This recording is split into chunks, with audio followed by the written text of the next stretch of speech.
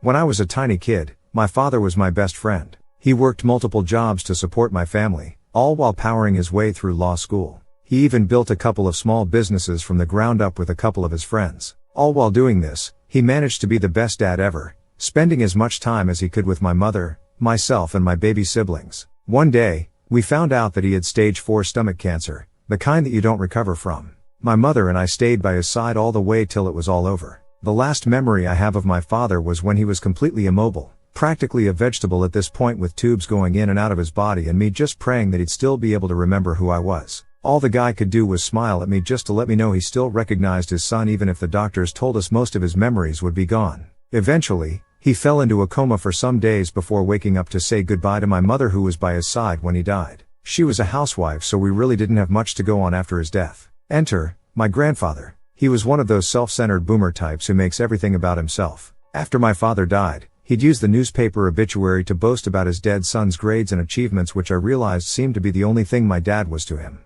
Just in case you were wondering, yes, we are Asian. My mother was grieving and trying to find a way to make ends meet, and my grandfather graciously offered to help her control my father's 2 businesses to help support us. My mother agreed because she didn't have any experience. While we grew up, the 2 businesses didn't provide much for us, likely because my father was one of the big reasons they were thriving. Mom was in and out of multiple jobs just to keep us floating. My grandfather offered to help put me and my siblings through school. I managed to score some scholarships with some good schools growing up, so thankfully he didn't have to do as much for me, but we were really glad that he helped out with my siblings. After I made it out of school, I found out that my family was broke and my 2 siblings were still making their way through medical school. My sister even offered to stop and just get a job, but I told her to keep going because she was doing so well and that she deserved to graduate. My grandparents had cut us off because they didn't approve of the directions my siblings took in life, especially my sister who was, for them, too female to have a career in medicine. My grandmother is a bit of a misogynist. Why are you wasting your time and money becoming a doctor? You're just going to have children and quit. I was working as a high school teacher when I was contacted by one of my dad's old business partners for one of his companies. After I asked him about how the company was doing, he told me that my grandfather, who was still in control of my father's shares, was siphoning money from the company for himself, and he was earning way more than he was giving me and my siblings for our education.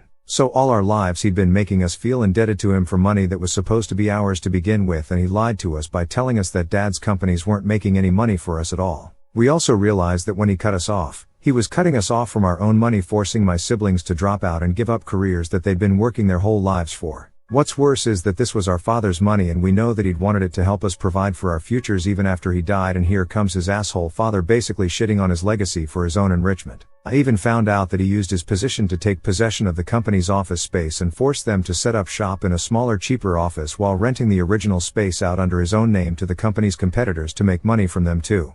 All while I had to work multiple jobs to help my mother and siblings pay the bills. Cue revenge. My grandfather's biggest weakness has always been his pride. In fact, I suspect that he wanted us to think he was helping support us out of his own pocket because he wanted everyone to think he was some kind of hero when in reality he was financially choking us. I recognize that no matter what my grandfather said, my siblings, my mother and I were legally the owners of my father's company shares. So after having a statement signed by the 3 of them, I approached all the board of directors sans my grandfather and let them know that I was now that sole representative of my late dad's estate. My grandfather also made himself chairman of the board. According to the company records, he did no work for the company at all, so the position was just a name that allowed him to receive money. So I convinced them that since he was only chairman as representative of my father's estate, that made me the chairman, I did not intend to keep the position because I did not have the experience for it. Then I contacted other members of my extended family about my grandfather's unethical practices with the company's office space. He was eventually pressured by them into evicting the company's main competitor from their office space. Serves them right for conniving with my grandfather to take the company's old office space. At the next board meeting,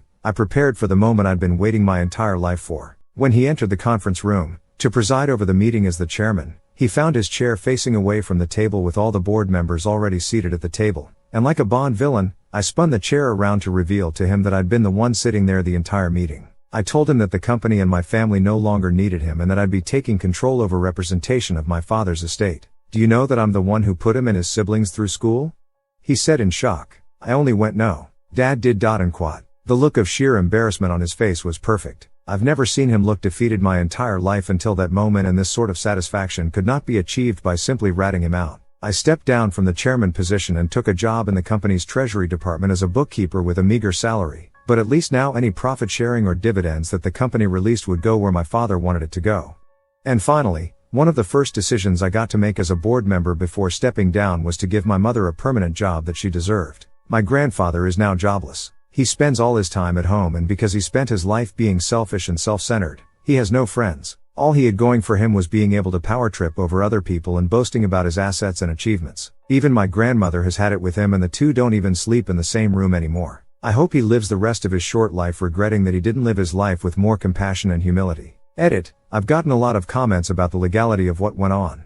During all this, the only lawyer working in the company was my grandfather, and we all know he did jack shit. When we hired a team of actual helpful lawyers, they told us exactly the same things you guys pointed out. They're still trying to clean everything up so we don't get into big trouble. Update. Apparently my sister saw this post and just informed me that he's kinda miserable now because his wife is angry at him because he siphoned what's left of their money to an extramarital sugar baby he had, and probably another attempt at getting someone to affirm and glorify him. I guess he hasn't learned.